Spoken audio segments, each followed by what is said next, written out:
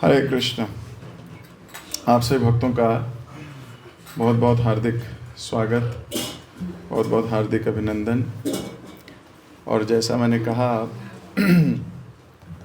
ये जो भजन है ये प्रभुपाद जी को बहुत प्रिय भजन है।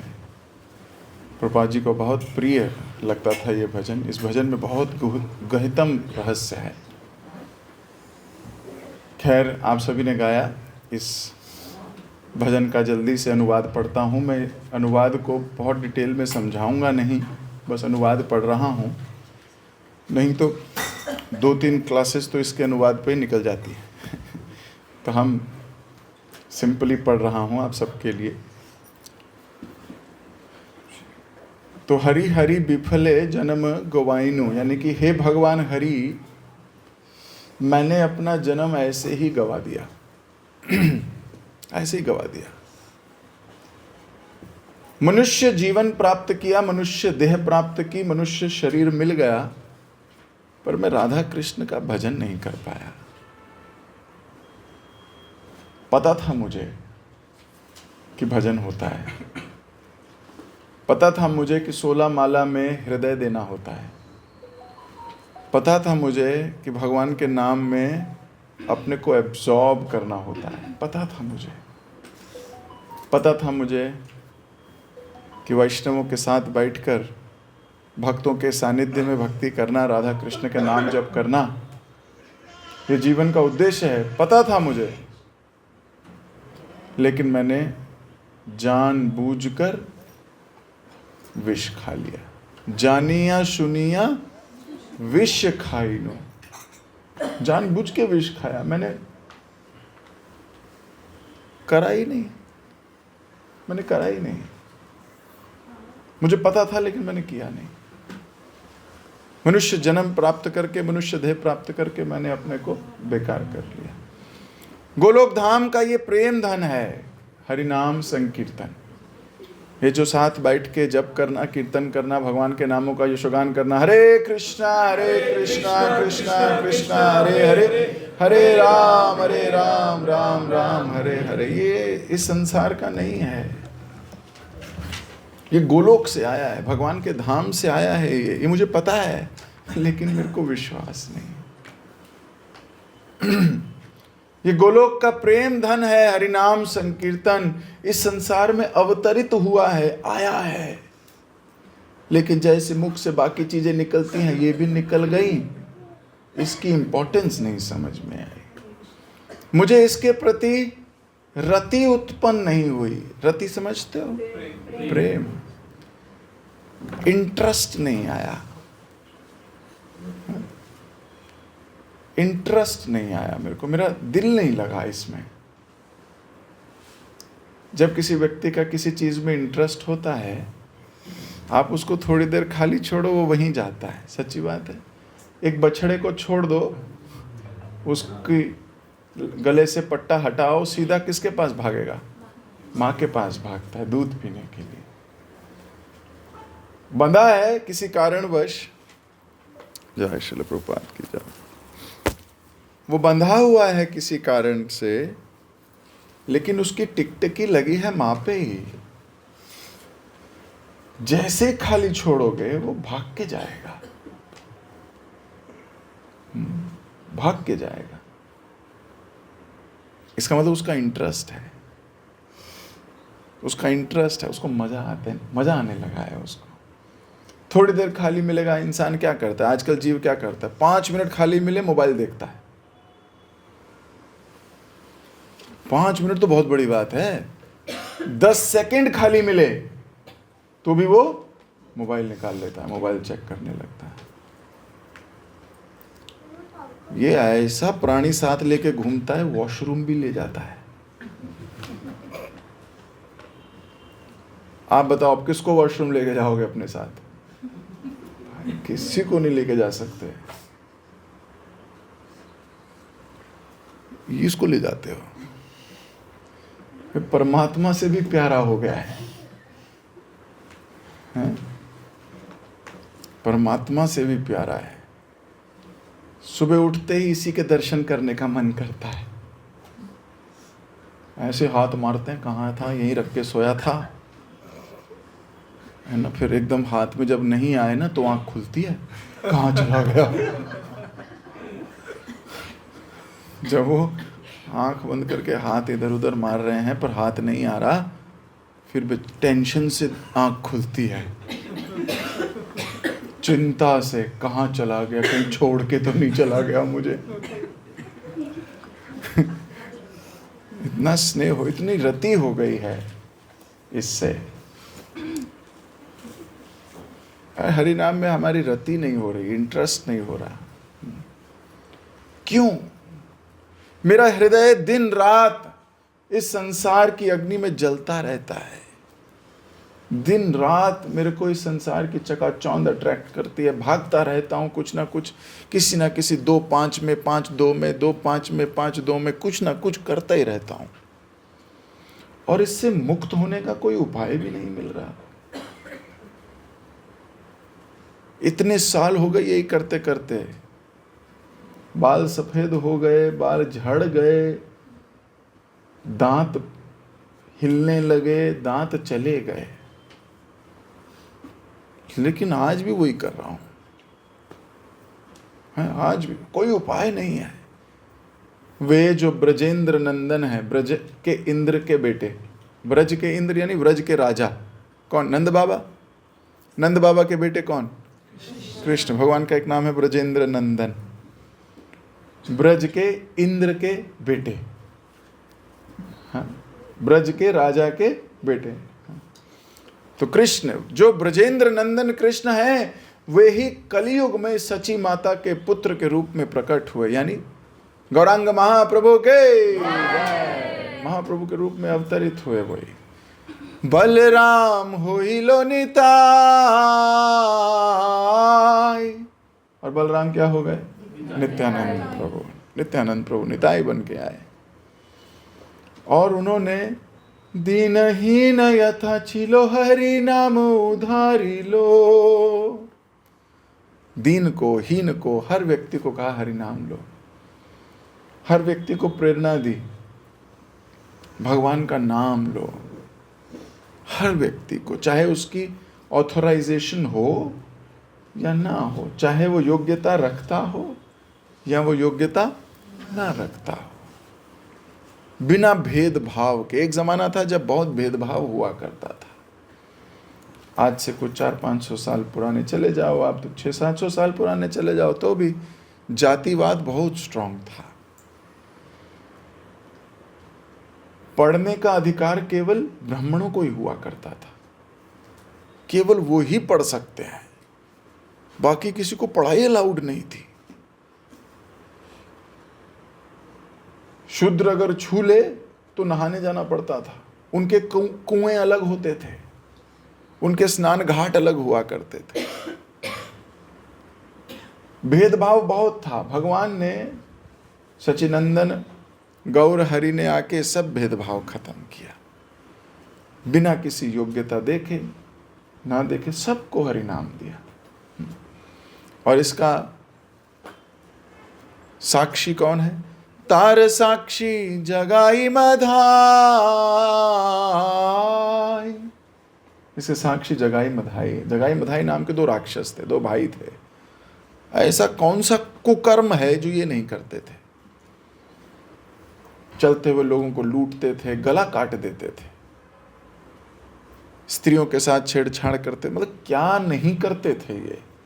घनघोर पापी, दिन रात मटके में दारू लेके पीते रहते थे। सुबह दातुन भी ये उसी की करते थे। नो 8 PM 8 AM है, दातुन लेके दारू में डुबोते थे, फिर दातुन करते थे। ऐसे महापापी। कोई अगर 500-600 मीटर दूर से इन्हें देख लेता था तो पलट के भागता था, क्यों? लुट जाएगा, पुट जाएगा। ऐसा हो नहीं सकता कि इसको किसी को लूटा ना हो। जो सामने से निकल जाए लूटते ही लूटते थे। कुछ नहीं होता था तो कपड़े उतार लेते थे। ऐसे खतरनाक थे। महाप्रभु ने, नित्यानंद प्रभु ने इनको भी उद्धार कर दिया। ये ऐसे महान भक्त बने कि वैष्णव जब आते थे गंगा स्नान करने, उन्होंने घाट बनाया एक उनके लिए, उनके पैरों को धोया करते थे। हर वैष्णव को स्नान करने के बाद आके हरिनाम सुनाते थे। ऐसे महान आचार्यगण बन गए जगाई और मधाई जैसे खूंखार लोग। तो ये उसके परिणाम हैं, है ना, और प्रमाण हैं। श्री नरोत्तम दास ठाकुर प्रार्थना करते हैं, हे नंद सुत कृष्ण, हा प्रभु नंद सुत वृषभानु सुत जुता। प्रार्थना करते हैं, हे वृषभानु नंदिनी यानी राधा रानी, कृपया इस बार मेरे पे भी कृपा कर दो। मैं किसी जन्म में आपकी कृपा नहीं ले पाया, हर जन्म में छूट गया हूं, हर जन्म में रह गया हूं, हर जन्म में फिसड्डी रहा हूं। इस जन्म में आप मेरे पे कृपा कर दो। आप मुझे अपने लालिमा युक्त चरण कमलों से दूर ना हटाना। तो माँ बिना के अच्छे अमार, आपके बिना मेरा अभी कोई नहीं है। तो ये बहुत सुंदर नरोत्तम दास ठाकुर की प्रार्थना है जो हमने अभी गाई। तो अभी हम आज की क्लास शुरू करेंगे। सबको समझ में आ गया? भजन सुंदर भजन है, कभी कभी गा सकते हो अकेले में भी बैठ के, भगवान के सामने भी। ठीक है, तो अभी हम भगवद गीता अध्याय संख्या 1 श्लोक संख्या 15, है ना, इसको हम पढ़ेंगे। मैं आप सबकी स्क्रीन पे भी दिखाऊंगा ताकि आप सब लोग मेरे पीछे पीछे दोहरा सकें।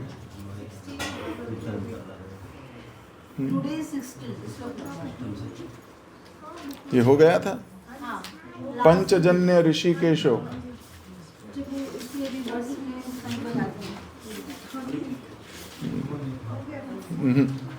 यहीं से शुरू करना है, तो मेरे पीछे पीछे दोहरा सकते हैं आप। पंचजन्यम ऋषिकेशो देवदत्तं धनंजया पौंड्रम धम्यो महाशंखम भीमकर्माव्रकोदरा पंचजन्यम ऋषिकेशो देवदत्तं धनंजया पौंड्रम धम्यो महाशंखो भीमकर्माव्रकोदरा पंचजन्यम ऋषिकेशो देवदत्तं धनंजया पौंड्रम दंभो महाशंखम भीमकर्माव्रकोदरा। शब्दार्थ, अनुवाद और तात्पर्य जगत गुरु श्रील प्रभुपाद जी के द्वारा। जगत गुरु श्रील प्रभुपाद की जय। पंचजन्यम, पंचजन्य नामक, ऋषिक ईश ऋषिकेश, देवदत्तम देवदत्त नामक शंख, धनम जय धनंजय अर्जुन धन को जीतने वाला, पौंड्रम पौंड्र नामक शंख, दंभो बजाया, महाशंखम भीषण शंख, भीमकर्मा अति मानवीय कर्म करने वाले, व्रक उदर अति भोजी भीम ने। भगवान श्री कृष्ण ने अपना पंचजन्य शंख बजाया, अर्जुन ने देवदत्त शंख तथा अति भोजी एवं अति मानवीय कार्य करने वाले भीम ने पौंड्र नामक भयंकर शंख बजाया। इस श्लोक में भगवान कृष्ण को ऋषिकेश कहा गया है क्योंकि वे समस्त इंद्रियों के स्वामी हैं।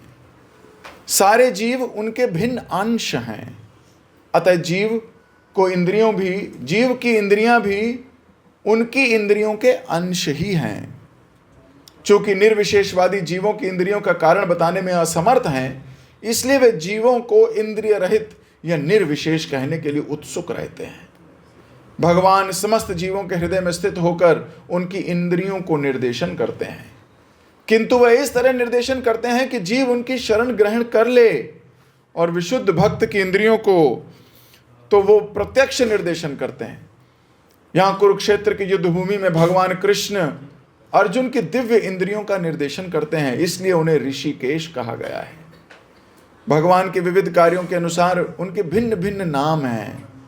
उदाहरणार्थ, इनका एक नाम मधुसूदन है, क्योंकि उन्हें मधु नामक असुर को मारा था।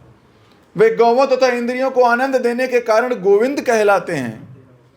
वसुदेव के पुत्र होने के कारण इनका नाम वासुदेव है। देवकी को माता के रूप में स्वीकार करने के कारण इनका नाम देवकी नंदन है। वृंदावन में यशोदा के साथ बाल लीलाएं करने के कारण ये यशोदा नंदन भी कहलाते हैं। अपने मित्र के सारथी बनने के कारण ये पार्थ सारथी भी हैं।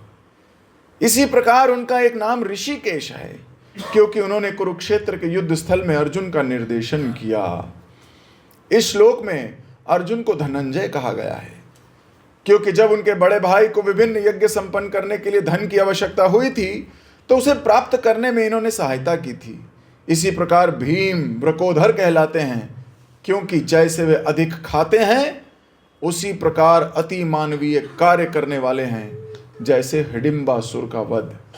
अतः पांडवों के पक्ष में श्री कृष्ण इत्यादि विभिन्न व्यक्तियों द्वारा विशेष प्रकार के शंखों का बजाया जाना युद्ध करने वाले सैनिकों के लिए आनंद प्रदायक था।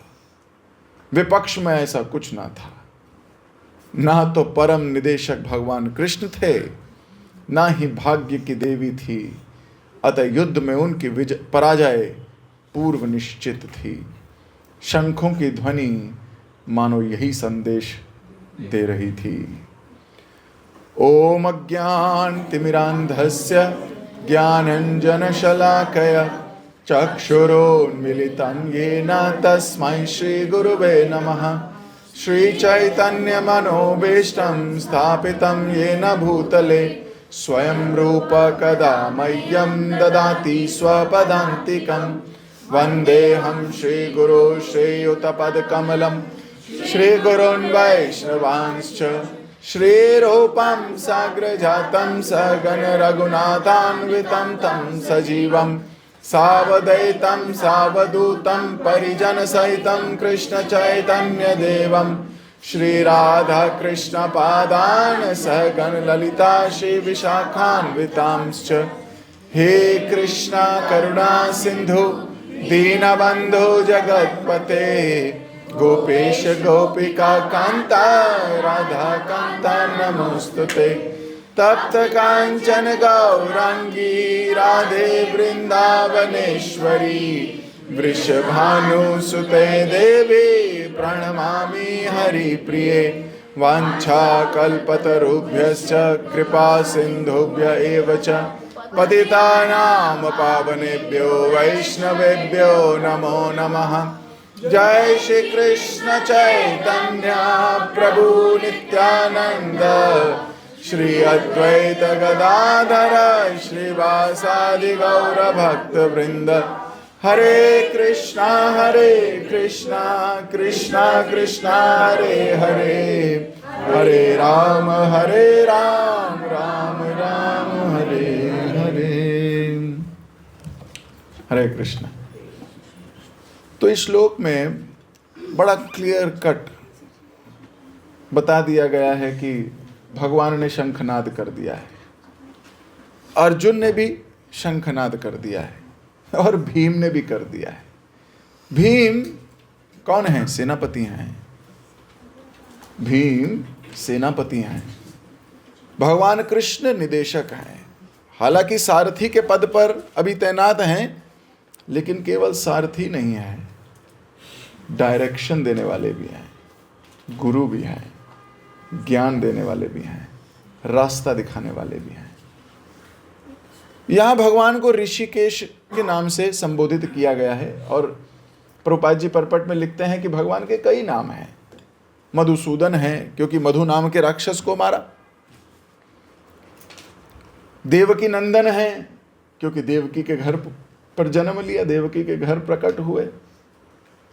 ब्रजेंद्र नंदन है क्योंकि ब्रज के इंद्र यानी कि ब्रज के राजा कौन? नंद बाबा, नंद बाबा के पुत्र हैं। भगवान के कई नाम हैं। भगवान के नाम उनके रूप पर होते हैं या लीला पे होते हैं या उनके गुण पे होते हैं। ये तीन प्रकार से उनके नाम रखे जाते हैं, नाम, रूप, गुण। हाँ?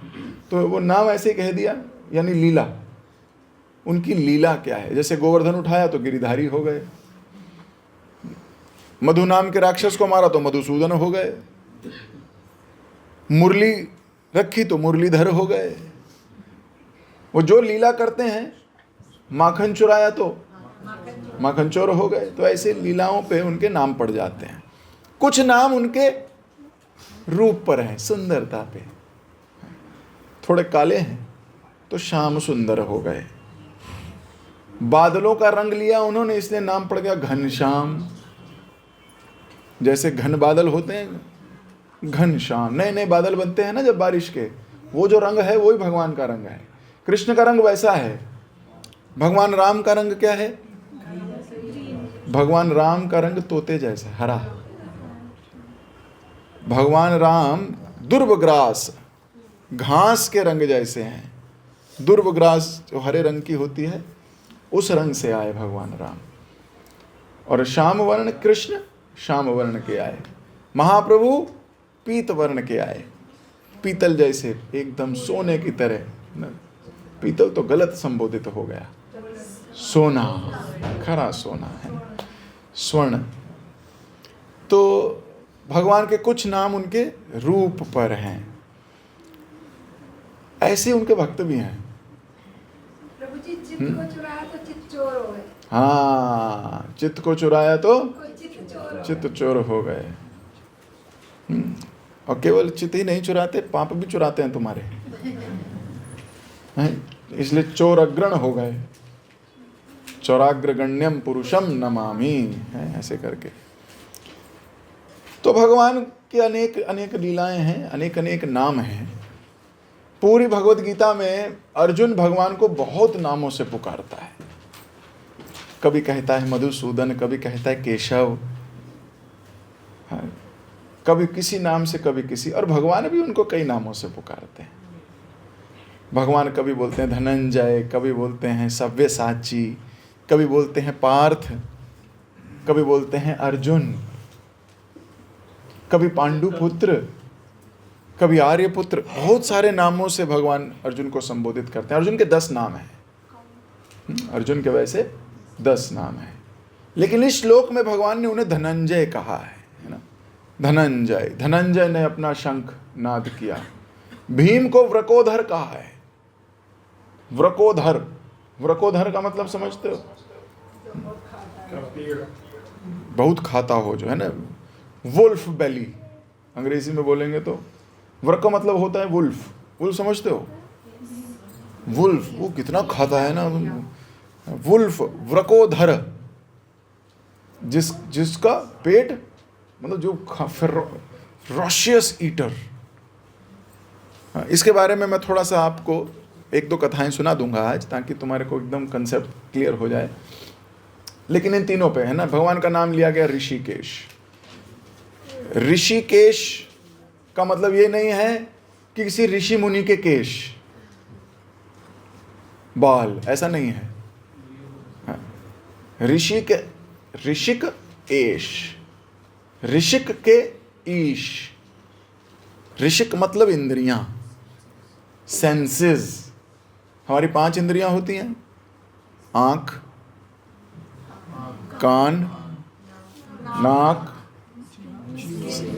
त्वचा और जिह्वा। ये 5 इंद्रियां हैं। इनको ज्ञान इंद्रियां भी कहा जाता है। ये जो 5 इंद्रियां हैं, इनके स्वामी हैं, उनको बोलते हैं ऋषिक एश, ऋषिकेश। इंद्रियों के स्वामी। अब यहां पर व्यासदेव जी लिख रहे हैं या संबोधित किया जा रहा है भगवान को कि ऋषिकेश ने अपना शंख नाद किया। तो ऋषिकेश क्यों कहा गया भगवान को, इसके बारे में शास्त्र कहते हैं, यहाँ प्रभुपाद जी भी लिख रहे हैं, क्योंकि वे अकेले ऐसे हैं जो समस्त इंद्रियों के स्वामी हैं और आगे जाके अभी इंद्रियों की थोड़ी गड़बड़ होने वाली है अर्जुन को। अभी थोड़ी देर में अर्जुन थोड़ा सा परेशान होने वाला है, थोड़ा परेशान हो जाएगा, बोलेगा मैं युद्ध नहीं कर रहा, I don't want to play, और कारण देगा बहुत, जो मैं अभी नहीं बताऊंगा, आगे आने वाले श्लोकों में बताऊंगा। सिलसिला यह है कि युद्ध की ठन चुकी, दोनों सेनाएं आमने सामने खड़ी हैं, एक दूसरे को आंख में आंख डालकर देख रही हैं, डराने का प्रयत्न भी करेंगे। ऐसा ही होता है, दो सेनाएं आपस में खड़ चुकी और बहुत कुछ हो चुका, आप सबको सब पता है, लाक्षाग्रह हो चुका, द्रौपदी वस्त्र हरण हो चुका, द्रुत क्रीड़ा हो चुकी, इन लोगों को भगाया जा चुका, अज्ञातवास भी पूरा हो गया, विराट युद्ध भी हो गया, सब कुछ हो गया है, फंस गए हैं। अब तो युद्ध की ठन चुकी है। अब भगवान ने फूंक दिया अपना शंख, बोले अब हो गया भाई, अब now let's get started, now let's get started. Arjun को धनंजय कहा गया। धनंजय, धन को एकत्रित करने वाले को धनंजय कहते हैं। जब राजसूय यज्ञ होना था, राजसूय यज्ञ समझते हो,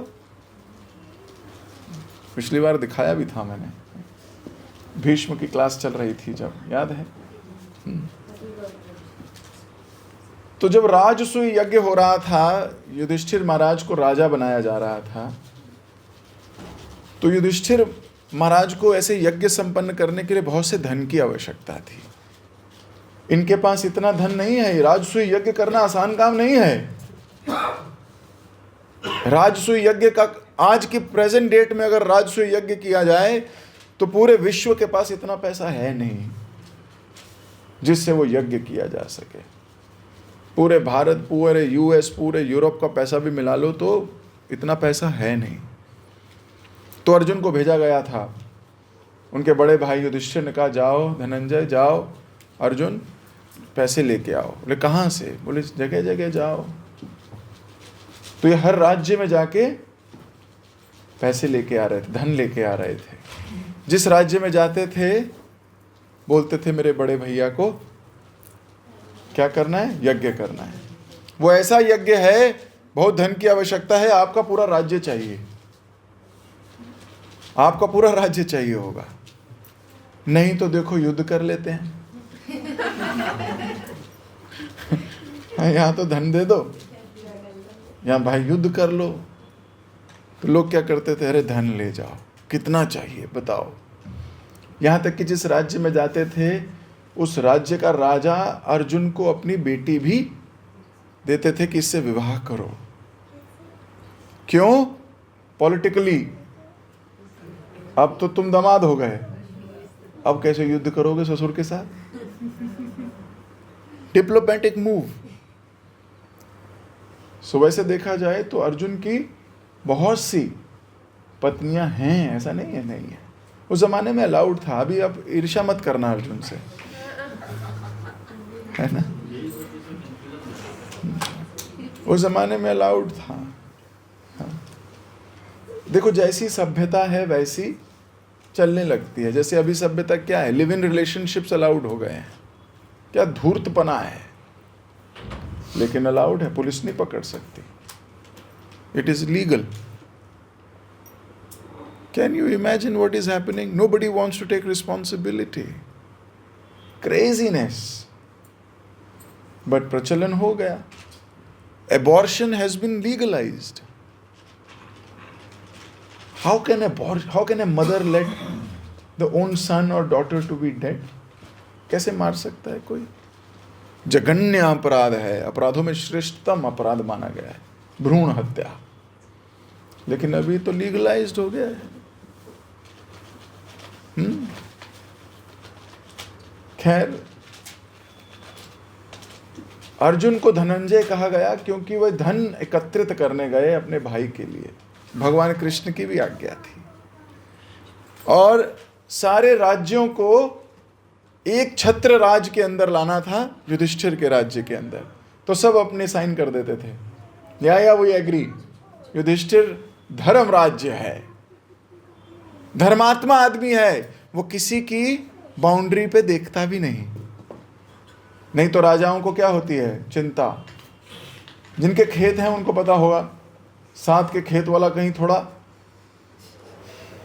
इधर इधर ना खिसका ले। वो पगडंडी तो बनानी है, वो थोड़ी सी क्या बोलते हैं, डोला है, मेड़, डोला, जो भी आप बोलते हो, वो रोज जाके बाउंड्री देखता है अपनी, है रोज देखता, पेड़ों से निकालता है, ये वाला पेड़ से 4 कदम इधर मेरी है, ये पेड़ से 4 कदम इधर तेरी है, और बिल्कुल सतर्क रहता है।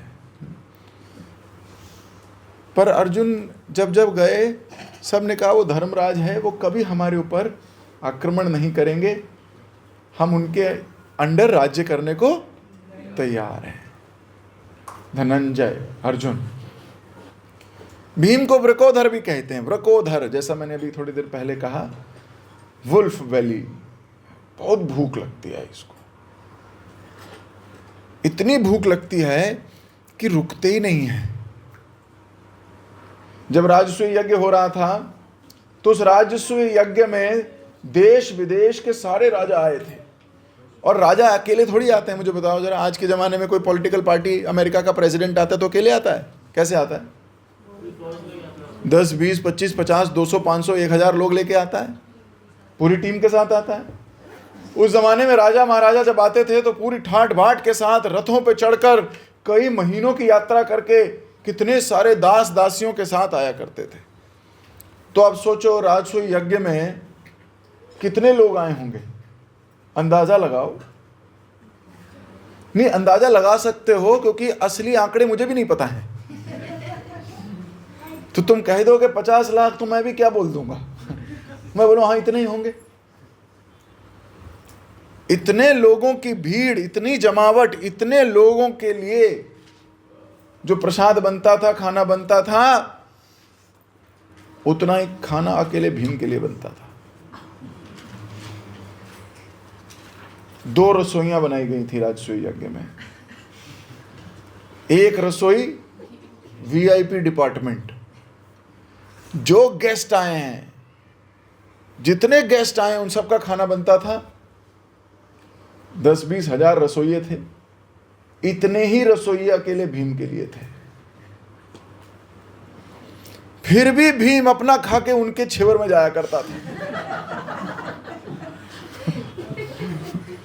तो आप सोच सकते हो किसकी बात हो रही है। वृकोधर है, ऐसी भूख लगती है कि आप सोच नहीं सकते। बहुत बहुत खाता है, इतने खाते हैं कि सोच नहीं सकते आप। इसीलिए भगवान ने अक्षय पात्र दिया था इनको। हाँ, अक्षय पात्र समझते हो? द्रौपदी को एक मटका दिया था। जब ये लोग अज्ञातवास के लिए गए थे और वनवास के लिए, तो भाई ये खाएगा कैसे? ये तो ये 1-2 जंगल से इसका होगा क्या? कोई कह दे ये पूरा जंगल 4 एकड़ का तुम्हारा, उतने फल तो ये 15 मिनट में खा लेगा। इसका होगा क्या? तो भगवान ने योजना बनाकर इनको अक्षय पात्र दिलवाया। अक्षय पात्र एक ऐसा पात्र है जो कभी खाली नहीं हो सकता।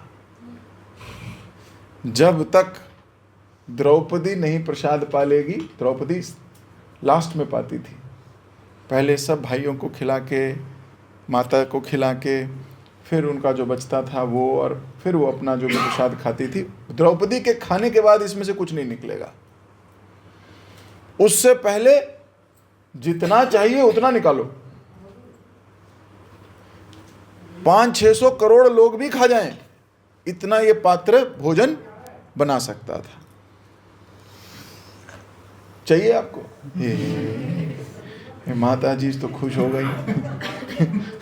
बोले प्रभु जी मेड तो मिलती नहीं, यही मिल जाए बहुत बड़ी बात है। ये आ गया तो फिर तो और कुछ चाहिए नहीं, है ना। अक्षय पात्र मिल जाए तो मतलब जिसमें से अक्षय, क्षय मतलब खत्म नहीं हो, जो है ना, क्षय मतलब जो खत्म होता हो, अक्षय जो कभी खत्म ना होता। तो ये पात्र में से खत्म ही नहीं होता था। ये सिर्फ भीम के लिए दिया गया कि हे ब्रकोधर, तुम कहीं कमजोर ना हो जाओ। तुम भरपेट प्रसाद पा सको, इसलिए भगवान ने इनको अक्षय पात्र दिया। भीम चाहे तो 24 घंटे खा सकते थे, 24 घंटे खा सकते थे, बड़ी मुश्किल से सोते थे, बहुत मुश्किल से। आप लोग भी कौन से कम मुश्किल से सोते हो?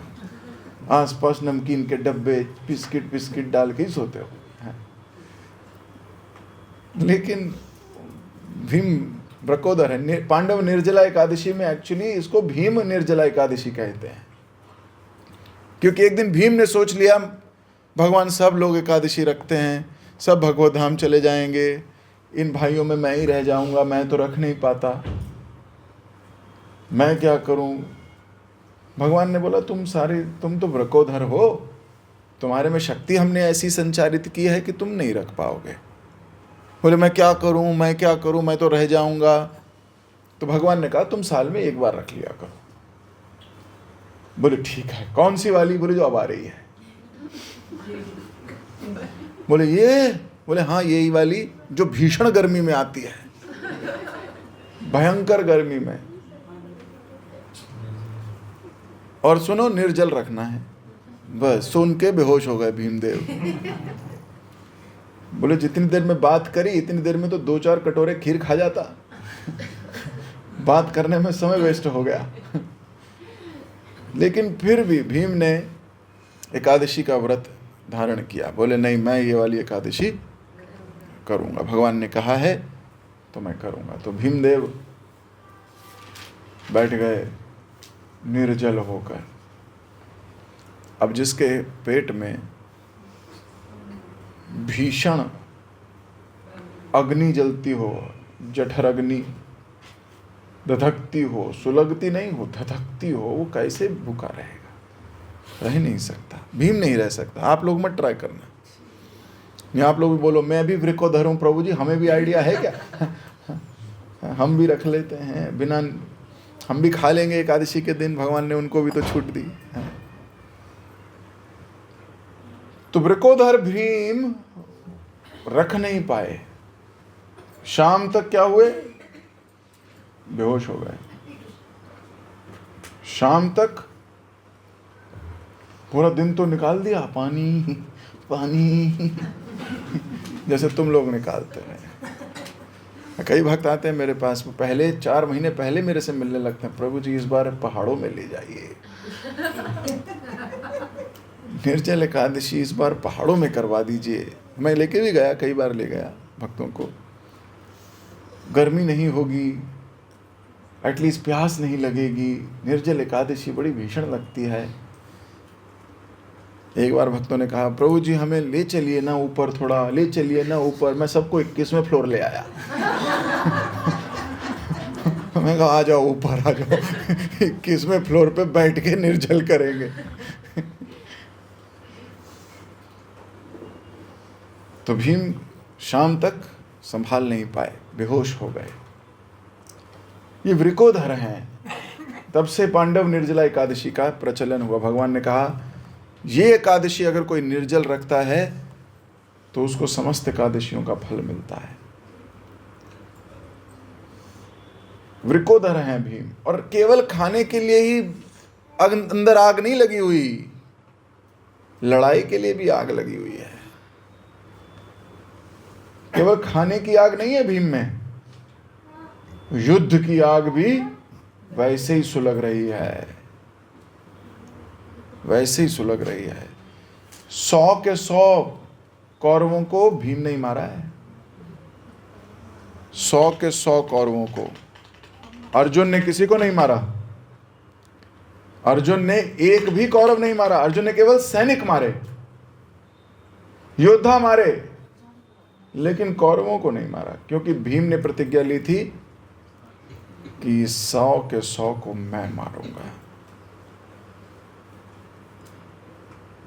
18 दिन युद्ध चला, 18 दिन में 100 कौरव मार दिए भीम ने, अकेले ने। ये जो अग्नि है ना प्रतिशोध की, वो भी बहुत जलती थी इनमें। वो तो भगवान कृष्ण और युधिष्ठिर महाराज के अंडर हैं, बस ये फायदा है। श्रेष्ठ जनों के अंडर रहने का बहुत फायदा होता है। भले ही अति क्रोधी हो, भले ही रिवेंज लेने की ये हो भावना ऐसी वैसी, लेकिन श्रेष्ठ जनों के अंडर रहते हैं तो ये भावना जाती रहती है, ये भावना चली जाती है। इतना अमेजिंग गुण है भीम का, भगवान कृष्ण से कभी अलग नहीं हुए, कभी उनकी आज्ञा का उल्लंघन नहीं किया।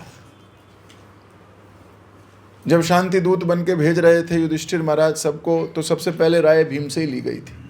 भीम आप क्या चाहते हो? बोले कि पहले क्यों नहीं पूछा? मैं क्या चाहता हूं, आज्ञा दो, आज ही रात को उखाड़ के ले आऊं। ये सब नोन, ये सारे के सारे जितने भी हैं ना, सबकी पिटाई पटुई करके पूरा इंद्रप्रस्थ ले आऊं, कहो तो हस्तिनापुरी ले आऊं। गुस्सा इतना है, और कर भी सकते हैं, भीम है, ही कैन डू एनीथिंग। वायु के पुत्र हैं, हनुमान जी के भाई, हनुमान के छोटे अनुज हैं। तो भीम को यहां वृकोधर कहकर संबोधित किया गया है। शंख बज चुके हैं, जबरदस्त शंखनाद हो गया है कि अब कोई चांस नहीं है किसी और चीज का। अभी शांति का चांस खत्म हो गया, जो होना था इससे पहले हो सकता था। अब तो गेम स्टार्ट हो गया, अब कुछ नहीं हो सकता। अब रेन भी, बारिश भी डिले नहीं कर सकती। Rain cannot delay this match. अब शुरू हो गया है। तो अर्जुन, भगवान कृष्ण, ऋषिकेश और धनंजय, ये तीनों, जब ये तीन महायोद्धा शंखनाद कर रहे हों तो ऑपोजिशन पार्टी पे क्या बीत रही होगी? सोचो, अकेला अर्जुन विराट के युद्ध में अकेला था, और उसने जब शंख बजाया था अपना, सारे के सारे कौरव घबरा गए थे, सब के सब। और अब तो 3 लोग बजा रहे हैं शंख।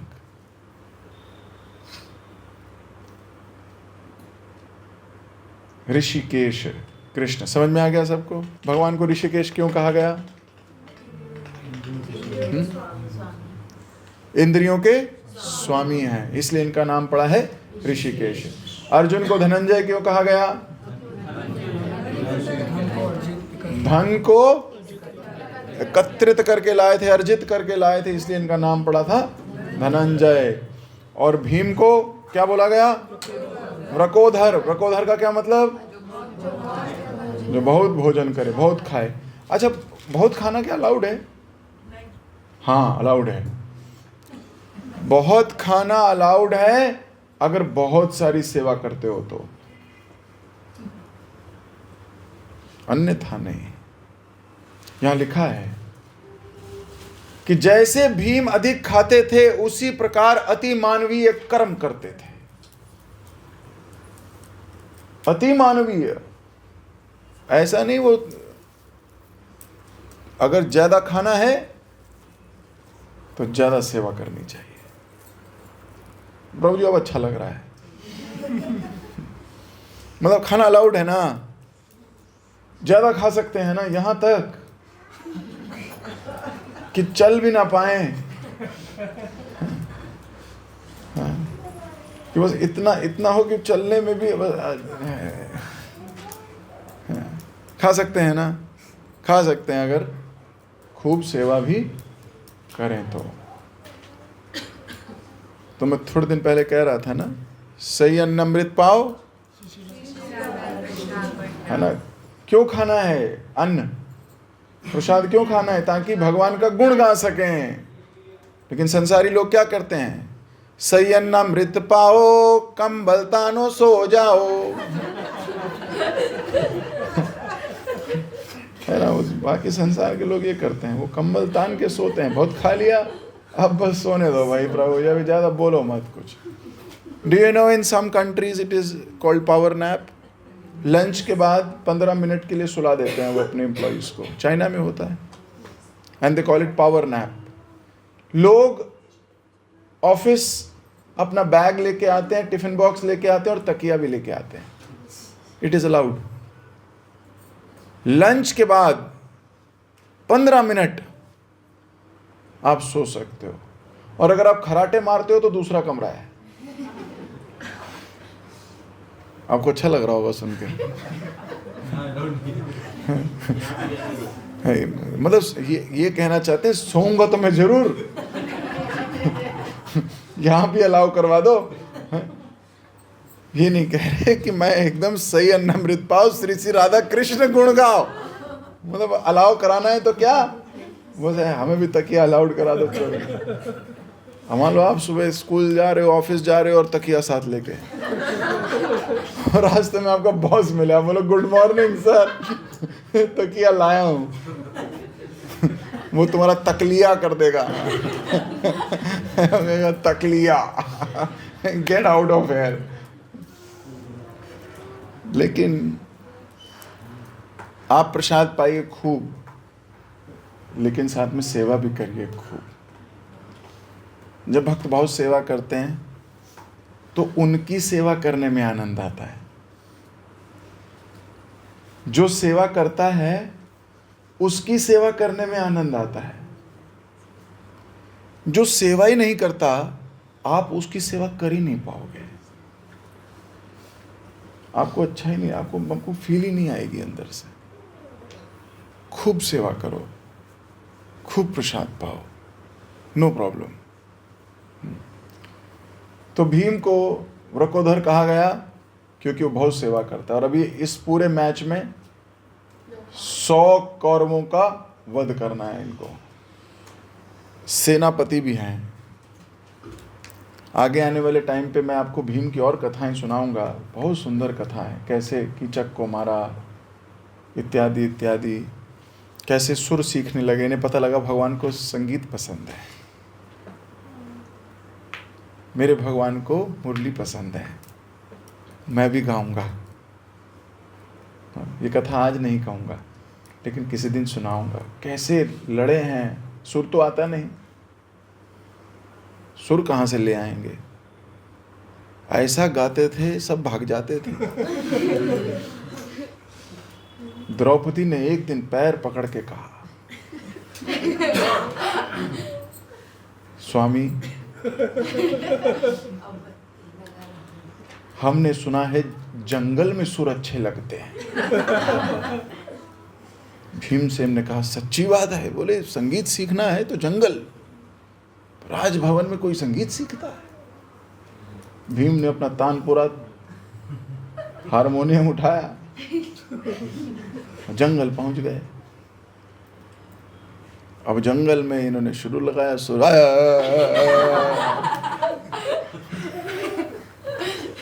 अब सुर ऐसे सुर लगाए कि एक आदमी वहां आके बैठ गया जंगल में।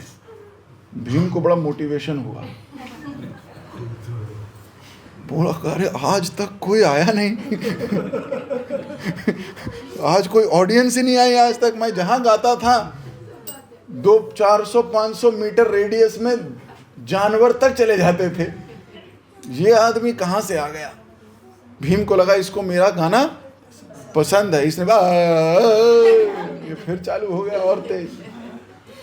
10-15 मिनट बाद उससे पूछता है, भाई साहब आप कौन हो, कैसे आना हुआ?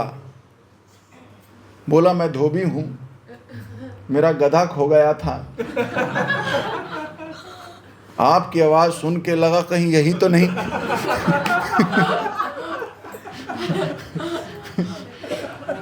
भीम की बहुत बेइज्जती फील हुई। तुरंत भगवान के सामने समर्पित हुए, युधिष्ठिर महाराज से आज्ञा ली कि मैं अब ये छोड़ दूं क्या सीखना? लोग तो आने लगे पर कुछ और ही बहाने बनाने लगे हैं। तो ये कथा किसी और दिन आगे डिटेल में करूंगा, लेकिन भीम बहुत सुंदर भक्त है। भगवान की एक भी आज्ञा इन्होंने आज तक नहीं टाली। इसे बोलते हैं भक्त, जिसका अपना मूड कुछ और भी हो, लेकिन अपने स्वामी के मूड के अकॉर्डिंग अपने मूड को ढाल ले, उसे बोलते हैं भक्त। भक्त की कोई बहुत सारी परिभाषाओं की आवश्यकता नहीं है, बड़ी सरल परिभाषा है। जिसका मूड उसके स्वामी के मूड जैसा ढाल सकता हो वो भक्त है। जैसे लोग होते हैं पत्नी भक्त, उनका अपना मूड कैसा भी हो पत्नी के आगे वैसे ही ढल जाता है। कई पत्नियां भी पति भक्त होती हैं, तो उन पत्नियों का मूड कैसा होता है? जैसा स्वामी का मूड है। वो पत्नी भक्त है, वो पति भक्त है। बच्चे हो जाते हैं तो दोनों बच्चा भक्त होते हैं। वो बच्चा जैसा करता है वैसे इन दोनों का मूड। वो रात को जागेगा तो ये दोनों भी जागेंगे ऐसे करके। सोए तो नहीं। कहाँ सोए भाई, सोने कहाँ देता है। तो भक्त कौन है? जो अपने मूड को अपने स्वामी के मूड के अकॉर्डिंग ढाल सके, वही भीम है। तो समझ में आ गए तीनों नाम। आज मैं इनको यहीं विराम दे रहा हूं। तीनों ने शंखनाद कर दिया है, और शंखनाद भी ऐसा नाद है कि सामने वालों को समझ में आ गई है कि ये संदेश मिल जाए कि युद्ध में उनकी पराजय निश्चित है।